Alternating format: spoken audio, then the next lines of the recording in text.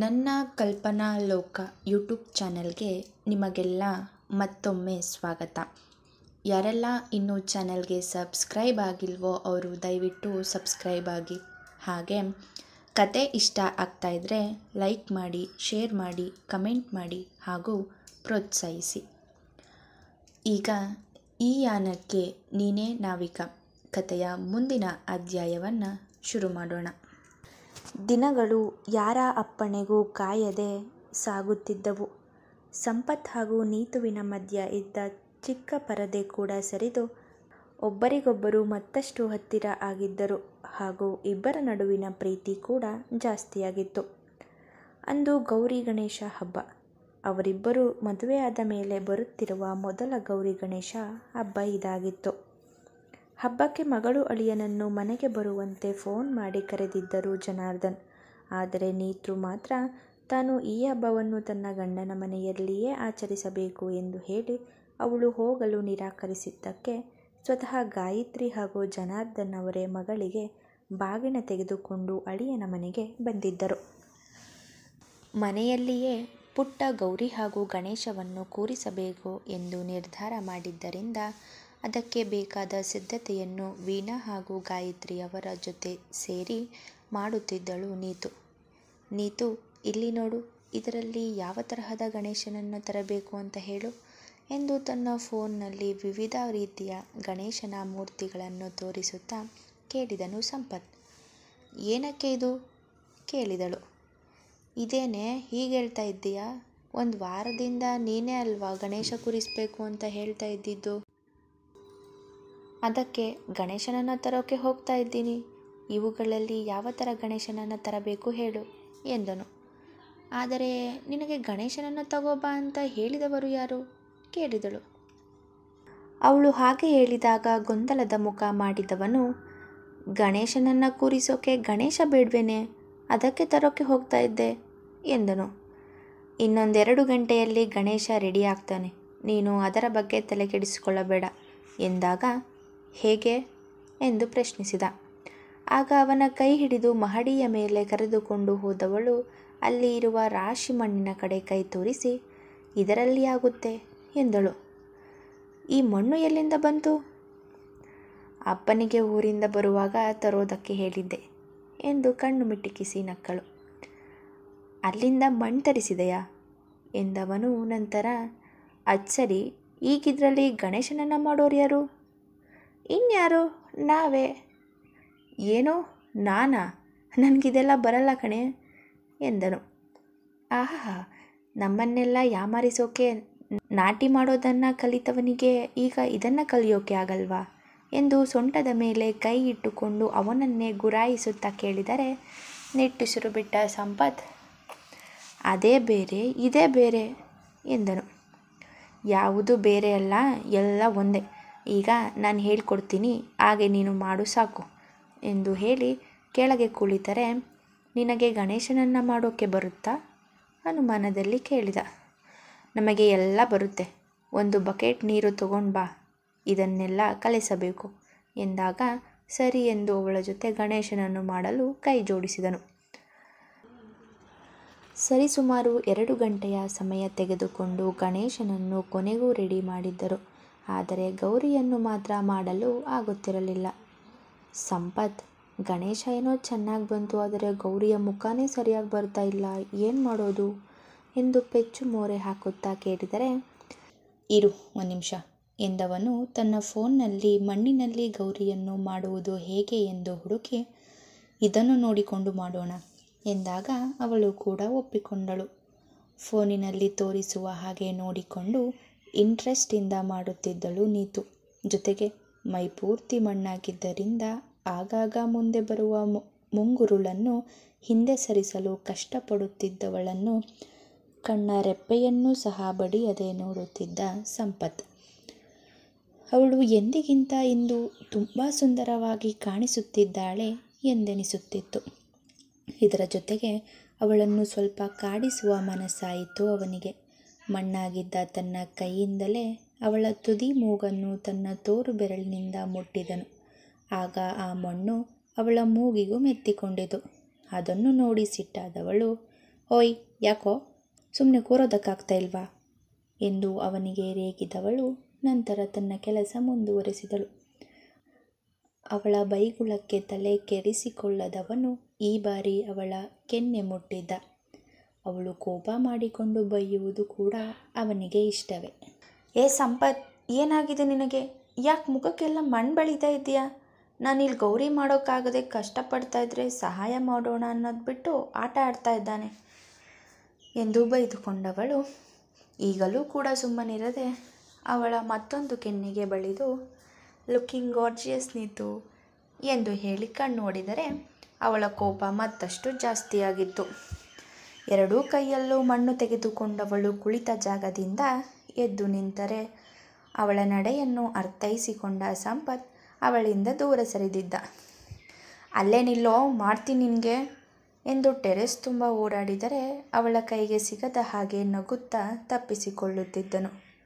ಆಹ್ ಅಮ್ಮ ಎಂದು ಕೂಗಿ ಕಣ್ಣು ಮುಚ್ಚಿ ನಿಂತುಕೊಂಡರೆ ಅವಳು ಕೂಗಿದ್ದಕ್ಕೆ ಗಾಬರಿಯಾದವನು ನಿತು ಏನಾಯಿತು ಎಂದು ಅವಳ ಬಳಿಗೆ ಓಡಿ ಬಂದಿದ್ದ.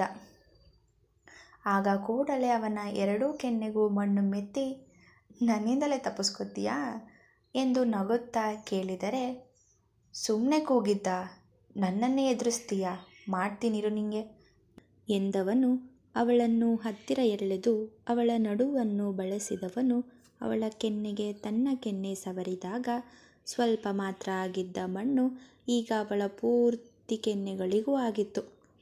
ಸಂಪತ್ ಎಂದು ಸಿಟ್ಟಿನಲ್ಲಿ ಚೀರಿದವಳು ತನ್ನ ಹಿಂದೆ ನೋಡಿದರೆ ಅಲ್ಲಿ ವೀಣಾ ಅವರು ಇವರಿಬ್ಬರನ್ನೇ ವಿಚಿತ್ರವಾಗಿ ನೋಡುತ್ತಿರುವುದು ಕಾಣಿಸಿತು. ಅದು ಅಮ್ಮ, ನಾನು ಇವನು ಎಂದು ಏನೇನೋ ತೊದಲೋಕೆ ಶುರು ಮಾಡಿದಳು ಗಾಬರಿಯಲ್ಲಿ. ಹಾಗೆ ಅವನಿಂದ ಬಿಡಿಸಿಕೊಳ್ಳುವ ಪ್ರಯತ್ನ ಕೂಡ ಮಾಡುತ್ತಾ. ಇದೇನು ನಿಮ್ಮಿಬ್ಬರ ಅವತಾರ? ಗಣೇಶನ್ ಮಾಡ್ತೀನಿ ಅಂದರೆ ಅವರಪ್ಪನ್ನ ಮಾಡೋದು ಅಂದರೆ ಇದೇನಾ? ರೇಗಿದರು ಇಬ್ಬರು ಮೈಗೆಲ್ಲ ಮಣ್ಣು ಮೆತ್ತಿಕೊಂಡಿರೋದನ್ನು ನೋಡಿ. ತನ್ನ ಅಮ್ಮನ ಧ್ವನಿ ಕೇಳುತ್ತಿದ್ದ ಹಾಗೆ ಕೂಡಲೇ ಅವಳನ್ನು ಬಿಟ್ಟು ಹಿಂದೆ ಸರಿದವನು, ಮಮ್ಮಿ ಅದು ಇವಳೇ ಫಸ್ಟ್ ನನ್ನ ಮುಖಕ್ಕೆ ಮಣ್ಣು ಹಾಕಿದ್ದು, ಅದಕ್ಕೆ ನಾನು ಹಾಕ್ತಾ ಇದ್ದೆ ಅಷ್ಟೇ ಎಂದಾಗ ನೀತುವಿನ ಬಾಯಿ ಆಶ್ಚರ್ಯದಲ್ಲಿ ದೊಡ್ಡದಾಗಿತ್ತು. ಏನು, ನಾನಾ? ಇಲ್ಲ ಅಮ್ಮ, ಇವನು ಸುಳ್ಳು ಹೇಳ್ತಾ ಇದ್ದಾನೆ, ನಾನಲ್ಲ, ಇವನೇ ಮೊದಲು ಹಾಕಿದ್ದು ಎಂದಳು.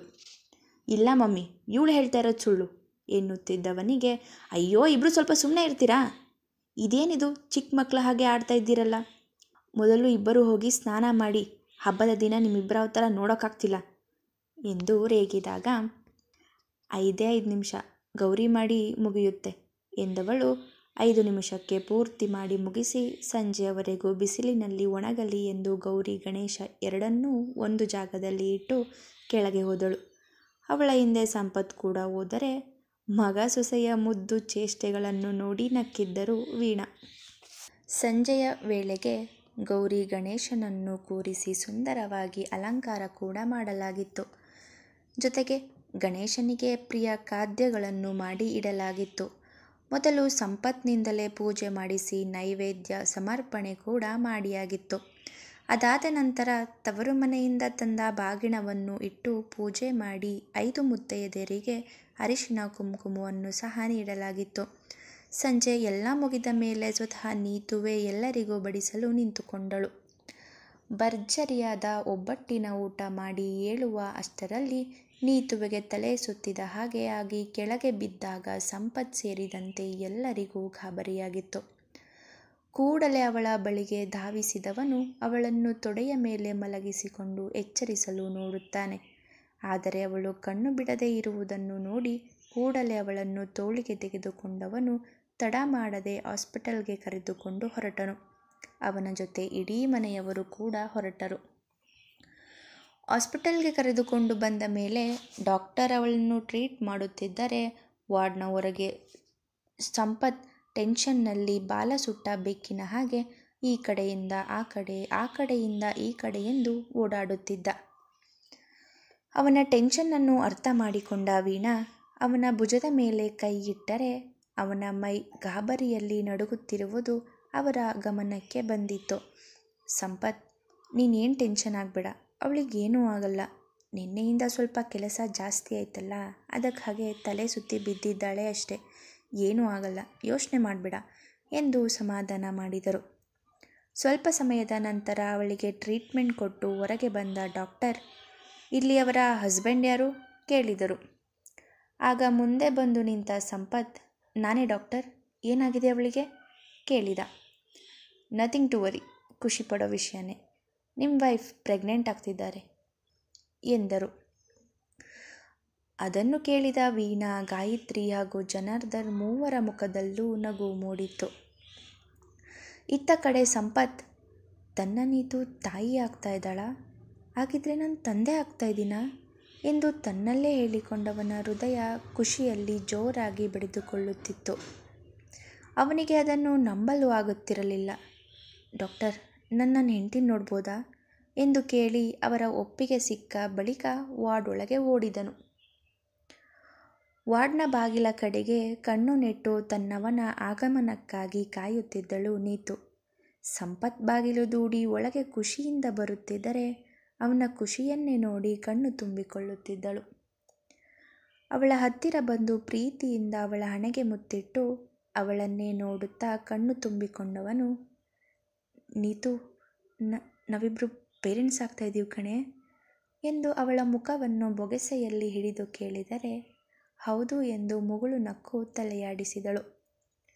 ನಂತರ ಮಲಗಿದ್ದವಳ ಹೊಟ್ಟೆಯ ಮೇಲೆ ಮೃದುವಾಗಿ ಕೈಯಾಡಿಸಿದವನು, ತುಂಬ ಅಂದರೆ ತುಂಬ ಖುಷಿ ಆಗ್ತಾ ಇದೆ ನೀತು, ಒಂದು ರೀತಿ ನಮ್ಮ ಲೈಫ್ ಕಂಪ್ಲೀಟ್ ಆದ ಹಾಗೆ ಅನ್ನಿಸ್ತಿದೆ.